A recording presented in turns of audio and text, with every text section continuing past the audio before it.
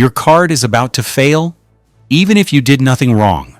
Not because you're broke, not because your bank flagged you, because the rules behind your checkout just changed. This isn't a glitch. It isn't a headline mistake. It's a quiet system shift that grocery stores were forced to accept, and families were never warned. And it's landing exactly where people have no buffer left: food, weekly spending, split payments, cards that now behave differently than you were trained to expect. By the end of this video, you'll understand what actually changed and what you need to stop trusting at the register. If your card fails next week, will you know whether it's you or the system that just moved underneath you? Let me show you what this looks like when it hits. You walk into your regular grocery store, same place you've shopped at for years. You fill your cart with the basics: milk, bread, eggs, just food your family needs for the week. You reach checkout, you pull out the credit card you always use. The one that's never had a problem? Your account is fine. Your credit limit hasn't changed. You've never missed a payment. You swipe, and suddenly there's a fee you weren't expecting. An extra charge on the screen? $3.47 added to your total. Or worse, the card just says declined. You look at the cashier, confused. They look back at you, equally confused.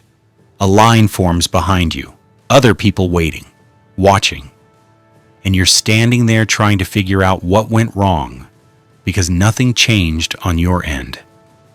This is the moment where policy becomes reality, where industry deals and legal settlements stop being invisible and start deciding whether you can feed your family. And here's what makes it devastating. Nothing is wrong with your card. Your bank hasn't cut you off. Your credit didn't collapse. Your account isn't compromised. The decision isn't even about you. So what actually changed? And why now?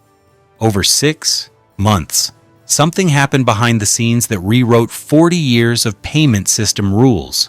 Something that gave stores power they've never had. Power to pick which cards they'll accept, which ones they'll quietly reject, and when surprise fees will appear at checkout. For decades, the system worked one way. If a store accepted Visa or MasterCard, they accepted every card on that network. Premium rewards cards with 5% cash back, basic cards with nothing extra, business cards, travel cards. Every type walked through the same door and got treated the same. Stores hated this. They've been fighting it for years because different cards cost them wildly different amounts to process. But they had no choice. Accept the network. Accept every card. That was the deal. That deal just got shredded. A new legal settlement completely shifted who has the power, and it gave stores options they didn't have 6 months ago. Here's what changes everything. Your credit card isn't just a credit card. It's in a category, a classification you can't see, but stores can. A classification that determines how much your transaction costs them. Basic cards with no perks have low processing fees, 1%, maybe 1.5%, but premium cards loaded with benefits, cashback, travel rewards, airline miles, extended warranties, those cards cost stores 2.5% to 3%, sometimes more. Under new rules that started rolling out in January 2025, stores can now make choices based on these categories. They can accept standard cards while completely rejecting premium ones. They can let certain cards through but add surcharges. Or they can quietly discourage specific cards through checkout screens without ever posting clear warnings. This matters most where profit is already paper thin, where every tiny percentage determines survival, which brings us straight back to groceries. Here's something most people never consider. Grocery stores run on the thinnest profit margins in the entire economy. When you spend $100 at the grocery store, how much profit do you think they keep? $1.50, maybe $2 in a good year. That's it. After paying for inventory, employee wages, rent, utilities, insurance, everything needed to keep doors open, they're left with pocket change. 1 to 2% margins is the difference between staying open and closing. Now think about what happens when a credit card fee gets layered on top, especially a premium rewards card that costs 2.5% to process. Do the math. On that $100 grocery purchase, the store was making $1.50 in profit. The credit card fee, $2.50. The store just lost $1 on your transaction. They basically paid you to shop there. This is why grocery stores became ground zero. Why the impact hit there first, faster, and harder than anywhere else. In electronics, an extra $2 fee on a $1,500 TV disappears. Nobody notices. In luxury retail, charges blend into overall cost. But in groceries, where margins are already razor thin, every transaction matters. Every fee determines whether stores survive. And the timing makes it catastrophic. The way people shop has completely transformed. People stopped using credit cards for convenience. They're using them for survival. Groceries aren't being bought with leftover money anymore. For millions of families, groceries are the first expense paid, sometimes before rent, sometimes before utilities, because you can delay many things, but you cannot delay eating.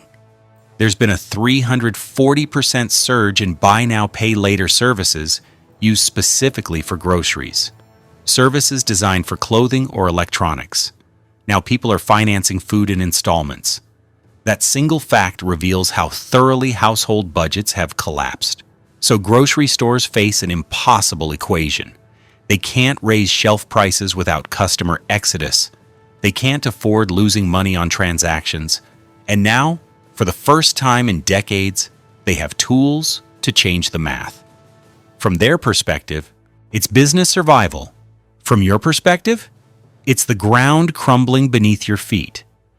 Let me explain what makes premium cards such targets. When you see a rewards card, you see benefits. 3% cash back on every purchase, 50,000 airline miles, hotel points, extended warranties, purchase protection, travel insurance, all these perks that make the card attractive. But here's what you don't see. Every single benefit has a cost, and somebody pays for it. That somebody? The stores. A basic credit card costs stores 1% to process. A premium rewards card costs 3%, triple. And we're discussing grocery stores operating on 1 to 2% total margins. For years, stores had zero leverage. If they accepted Visa, they accepted every Visa card regardless of processing cost. The system was non-negotiable. Accept it or close. That system just collapsed. Stores can now split cards into categories. Basic cards in one group, premium cards in another. And once that separation exists, different rules apply. 1. Store accepts basic cards but rejects premium ones entirely. Another allows premium cards but adds surcharges offsetting processing costs. A third quietly discourages them through checkout prompts without explanation.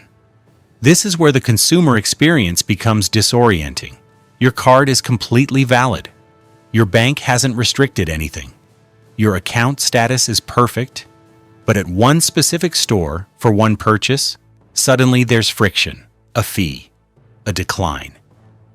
The decision happens at the store level before the transaction reaches your bank. It's a business calculation having nothing to do with you personally or your creditworthiness. But it doesn't feel that way. It feels personal. It feels like something broke, like you failed somehow. And because grocery margins are microscopic, premium rewards cards became the easiest targets. One swipe erases the entire profit from your basket of groceries, which raises the next question. If stores can add fees, how much can they charge? When people hear surcharge, panic sets in, like stores could suddenly add unlimited fees, turn a $100 grocery bill into $130 without warning. Reality has some limits. Card networks established rules. Surcharges can't exceed actual processing costs the retailer pays, usually capped between 2 to 4% depending on card type.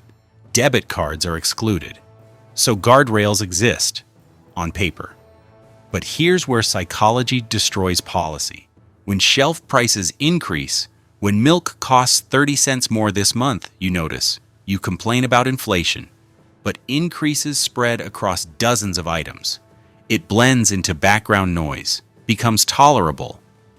A surcharge appears suddenly and specifically on the payment screen, right as you're completing the transaction.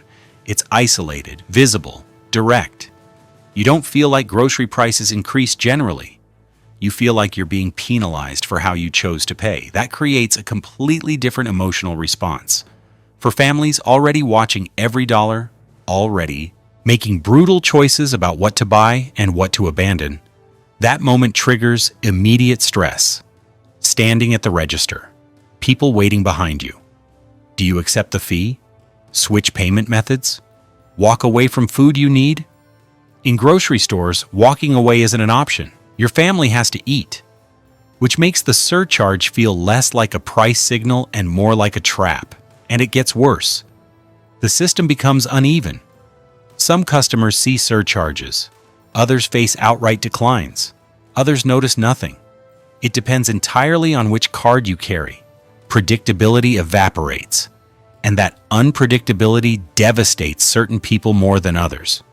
The people hit hardest aren't the ones with 5 credit cards who easily switch payment methods. They're not strategically optimizing reward structures. They're families with 1 credit card, maybe 2. People living with the fewest options and the smallest financial cushion. For millions of lower income and working class families, that single credit card isn't a lifestyle tool. It's not about earning free vacations or maximizing cash back. It's a bridge between paychecks when timing doesn't align. A way to cover groceries when work hours get slashed. A buffer when unexpected bills arrive and checking accounts hit zero. When a store stops accepting their card or adds fees they can't absorb. They have no workarounds. They can't casually switch cards because they don't have another. They can't use cash because if they had cash, they wouldn't be using credit. And when does this hit? Often at the worst possible time. At checkout. With a cart full of food their family needs. With people waiting. With no warning posted clearly enough to prepare. That experience creates more than inconvenience. It creates instability. It undermines the basic security people need to function. It forces them to rethink how they buy essentials, not because their behavior changed, but because the system around them shifted without warning. There's a ripple effect too. When people feel uncertain whether their payment method will work, shopping behavior changes. They buy less than needed. They delay purchases they shouldn't delay. They seek alternatives carrying their own risks. Small friction points accumulate into massive pressure on daily life. Individual stress moments compound into chronic anxiety. And this is happening while financial stability already feels precarious for millions. Not just because of prices, but because income itself became unpredictable. But there's one piece of this conversation that keeps getting confused, and that confusion makes everything sound more alarming than reality. You've probably heard about a 10% cap on credit cards. That number circulates constantly, and it sounds significant, terrifying even. But here's what you must understand, that 10% has nothing to do with checkout changes we've discussed. The 10% discussion is about interest rates, specifically proposals capping credit. Card interest rates at 10% for specific periods. That's a completely separate conversation from processing fees. Why does this matter? Because when interest rate caps get discussed seriously, banks react in predictable ways, and those reactions affect you differently than merchant surcharges. Banks price credit based on risk. If they can't charge higher interest rates offsetting risk, they don't accept lower profits. They respond by tightening credit access instead. Lower credit limits, fewer approvals. Closed accounts for customers they view as higher risk. So now 2 separate pressures build simultaneously. On one side, retailers gaining flexibility to refuse cards or add checkout friction. On the other, banks potentially becoming more selective about who gets credit and how much. For households already relying on credit cards managing essentials, this creates a squeeze from both directions. Your existing credit becomes less reliable at point of sale. Your ability to access new credit becomes more uncertain. Even if interest rate caps never materialize, the conversation itself signals something critical. Credit is becoming more selective, more conditional, less forgiving. And when credit becomes unreliable, people feel it immediately in their most basic transactions: groceries, gas, utilities, things that can't be delayed. This is why checkout changes feel heavier than they would have years ago. They're not happening in isolation. They're landing atop an environment where people already feel exposed. To understand how sensitive this moment is, we need to examine what's happening with jobs and income. If these payment changes were rolling out during strong job growth and wage increases, they'd probably feel manageable. Annoying, but manageable. That's not where we are. Across industries, job stability has quietly collapsed. Large employers have been systematically trimming positions. Corporate restructuring, efficiency initiatives, automation and AI deployed, not to enhance productivity, but to actively eliminate jobs. Even workers with strong resumes find that landing new positions takes considerably longer than expected. Job postings attract hundreds of applications within hours. Interview processes stretch for months, multiple rounds, assessment tests, presentations. And when offers finally arrive, they're often 20 to 30% lower than anticipated. This employment landscape matters because unstable income fundamentally transforms how people use credit cards. The relationship shifts completely. When paychecks feel predictable, credit cards are convenience tools, a way to track expenses, earn rewards, pay it off monthly, and move forward. But when income feels uncertain, credit cards transform into something else entirely. Safety nets, survival tools. They cover groceries when hours get cut. They smooth gaps between freelance contracts. They absorb shocks when appliances fail or cars break down. Now layer checkout uncertainty on top. A household, already worried about next month's income, is now also worried whether their payment method will work for buying food. That uncertainty compounds, multiplies stress, creates instability transcending simple inconvenience, and it encourages defensive behavior, making situations worse. People pull back spending more than necessary, delay purchases they shouldn't delay, make decisions from fear rather than strategy. This is why a technical policy shift feels emotionally devastating in real life. It's hitting at the exact moment people feel least secure in their jobs and least confident about the future. Which brings us to the most important question: what can you actually do? The most important thing to understand is that preparation doesn't mean panic. You don't need to overhaul your entire financial life. You don't need to cancel credit cards or stockpile cash.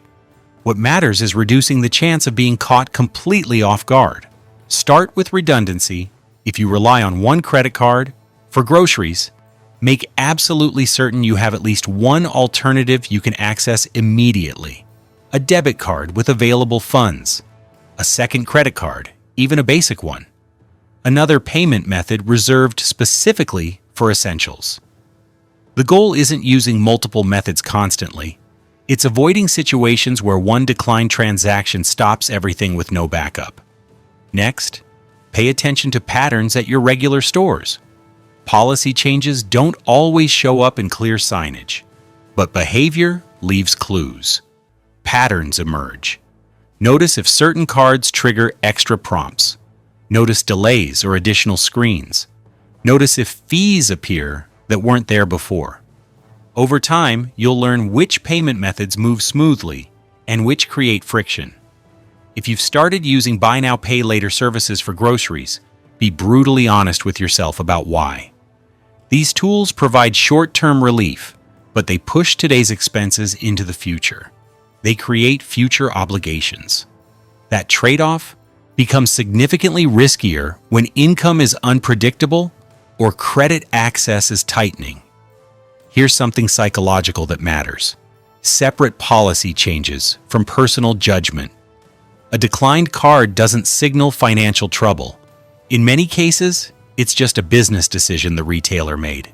It's not about you, not a judgment on your creditworthiness. Staying calm, informed, and flexible is more effective than reacting emotionally. The people who navigate uncertain systems best aren't the ones with the most money or credit. They're the people who understand how things are changing and adjust just enough to stay ahead of problems before they become crises. What we're witnessing isn't a collapse. It's not a conspiracy to cut everyone off from credit. It's a shift in control, in who makes decisions. Retailers now possess more power deciding which cards work for their business, especially where margins are thin and volume is high. That shift shows up most clearly at grocery stores, where small changes feel immediate, because budgets are already stretched to breaking. For millions, the real issue isn't paying slightly more. It's the uncertainty, not knowing if a card will work, not knowing if a fee will appear, not knowing if the payment method you've relied on for years will suddenly fail when you need it most. That uncertainty changes behavior, adds stress to routine purchases, forces people to worry about transactions that used to be automatic. As surcharges become more common and credit access potentially tightens, understanding the system matters. Preparation matters. Awareness matters.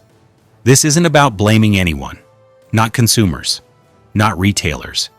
It's about recognizing that rules are changing, often without clear communication, and adjusting before you're forced to react in crisis.